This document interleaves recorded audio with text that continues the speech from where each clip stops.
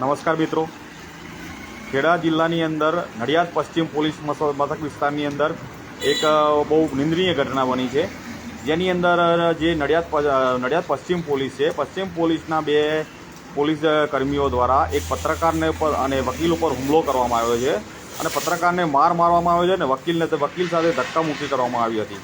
સમગ્ર ઘટનાની હકીકત એવી છે કે જે સ્થાનિક દૈનિક ન્યૂઝપેપર છે, એ દૈનિક ન્યૂઝપેપરનો એક પત્રકાર છે, એ પત્રકાર મિત્રને એ મતલબ વારંવાર જે ન્યૂઝ જેવી સત્ય હકીકત બતાવતા હતા એ બાબતની રીસ અને એ પત્રકારે અગાઉ પણ એક જે પોલીસ અધિકારીઓ જે અત્યારે જે લોકોએ માર્યો છે એને ગાડીના ફોટા પાડ્યા હતા, બ્લેક ફિલ્મવાળી ગાડીના. એટલે આ સત્યદીપ અને જયદીપ એ બાબતની રીસ રાખીને પત્રકારને મારવામાં આવ્યો છે.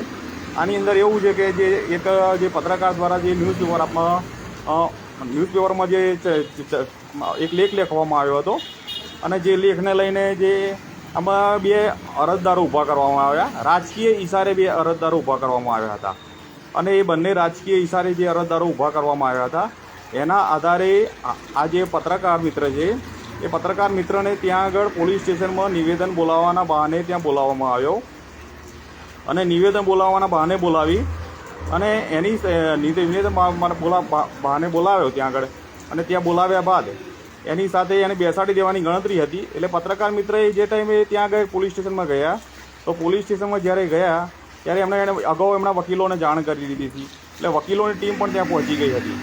જે બાદમાં ત્યાં આગળ પીએસઆઈ વાડિયા સાહેબ કરીને છે, એ વાડિયા સાહેબ પણ ત્યાં આવી પહોંચ્યા હતા અને વાડિયા સાહેબે ત્યાં આગળ એમની સાથે જે વકીલો છે અને જે પત્રકાર મિત્ર છે એમની સાથે વાતચીત પણ કરી હતી કે ભાઈ આ બાબતના કે હું અત્યારે એમણે વાતચીત કરી અને વાતચીત કરીને પછી એમણે એવું નક્કી ડિસિઝન લીધું કે હું હમણાં જમીને થોડી વારમાં પછી આવું છું 2 વાગ્યા પછી તમે તમારા જામીન લઈને પછી તમે લોકો જઈ શકો છો. જે બાદમાં જે પીએસઆઈ છે, પીએસઆઈ આશરે 1:30ની આસપાસ ઘરે જમવા માટે જતા રહ્યા. તે દરમિયાન ત્યાં હાજર સત્યદીપસિંહ અને જયદેવ નામના 2 પોલીસ કર્મચારીઓ દ્વારા જે આ પત્રકાર મિત્ર છે હાર્દિકભાઈ કરીને, એ પત્રકાર મિત્રને પીએસઆઈની ચેમ્બરમાં બોલાવવામાં આવ્યો અને પીએસઆઈની ચેમ્બરમાં બોલાવી અને આ જે પત્રકાર છે પત્રકારની સાથે ધોલ ધપાટ કરવામાં આવી અને પત્રકારને મારવામાં આવ્યો. હવે એ જે બાબતની જે જાણ છે એને એમના જે વકીલો એમની સાથે આવેલા એ વકીલોને કંઈક એમને થોડી ગંધ આવી ગઈ કે કંઈક તો અજુગતું બની રહ્યું છે. એટલે વકીલોએ જવા માટે દરવાજો ખખડાયો તો ત્યાં જે બહાર ઊભા હતા એ પોલીસ કર્મી દ્વારા એ ભાઈને રોકવામાં આવ્યો અને પોલીસ કર્મી દ્વારા રોકવામાં આવ્યો અને અંદર જવા ના દીધા. જે બાદમાં તેમ છતાં પણ વકીલો એમની સાથે જે ટીમ હતી વકીલોની 3-4 વકીલોની, એ વકીલોએ વિડીયો રેકોર્ડિંગ ચાલુ કર્યું અને વિડીયો રેકોર્ડિંગ ચાલુ કર્યા બાદ દરવાજો ત્યાં આગળ ખખડાવવાના ચાલુ કર્યા.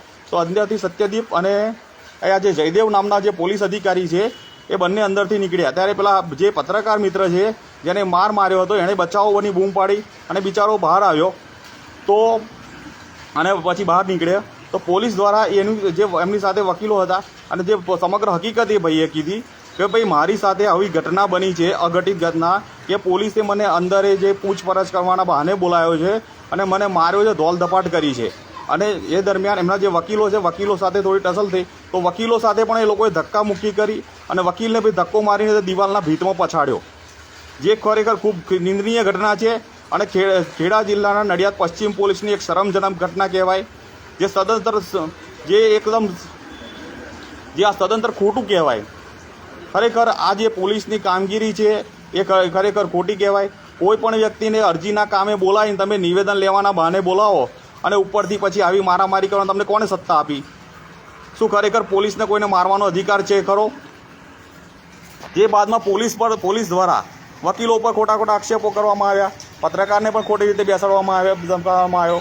પત્રકારને એમ કહ્યું કે ભાઈ તારી જે અરજીઓ જે થઈ છે એના આધારે તમે ધારીએ તો તને ફીટ પણ કરી દઈએ, એવી રીતે ડરાવી ધમકાવી અને આ પોલીસ દ્વારા કંઈક મને જાણવા મળેલું છે કે પોલીસ દ્વારા સમાધાન કરાવી દેવામાં આવ્યું છે અને જે રાજકીય ઇશારે આ લોકોને બોલાવવામાં આવ્યા વકીલ મિત્ર જેની સાથે આજે ધક્કામુક્કી થઈ છે, એના વિડીયો પણ સોશિયલ મીડિયામાં વાયરલ થયા છે અને આ વિડીયો બાબતે પરંતુ આ એક વસ્તુ કહેવાય કે જે ખૂબ નિંદનીય કહેવાય.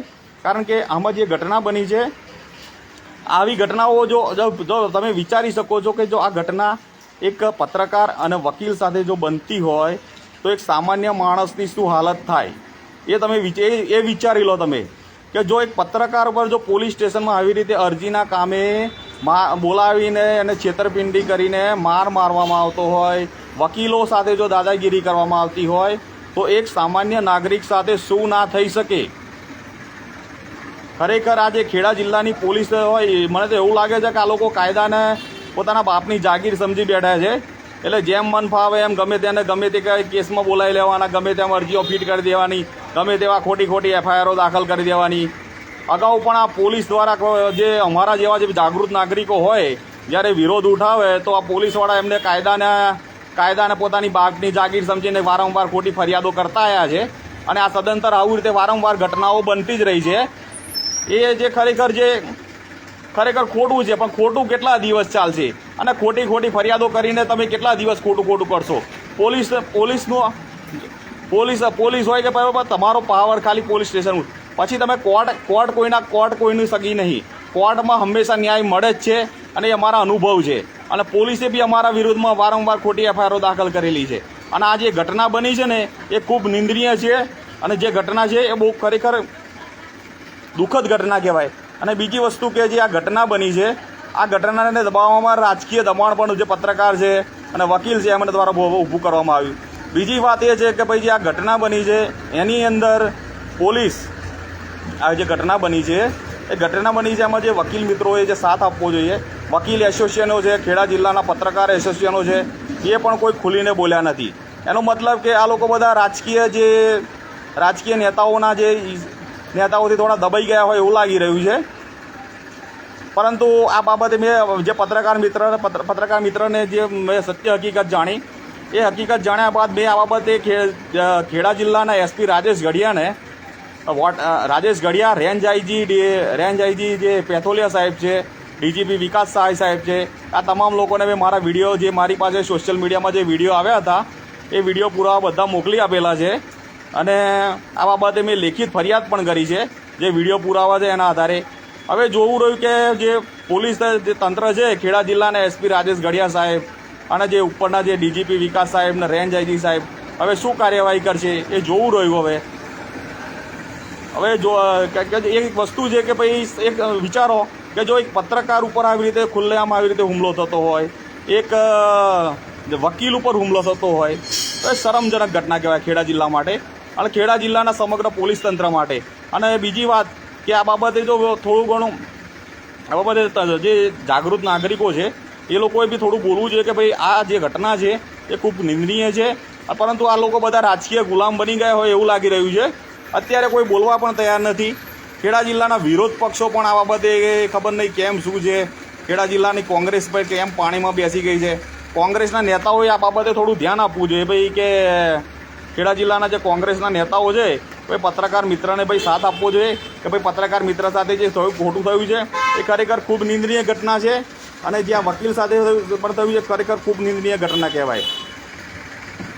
તો મેં તો મારા તરફથી જે યોગ્ય મને લાગ્યું એટલી કાર્યવાહી કરી છે.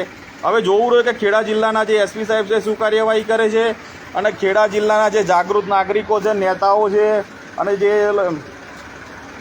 જાગૃત જે બધા યુવાઓ છે આ બાબતે આ ભાઈને જે ભોગ બનનાર પત્રકાર મિત્ર છે અને વકીલ મિત્રોને સાથ આપશે કે કેમ એ હવે જોવું રહ્યું.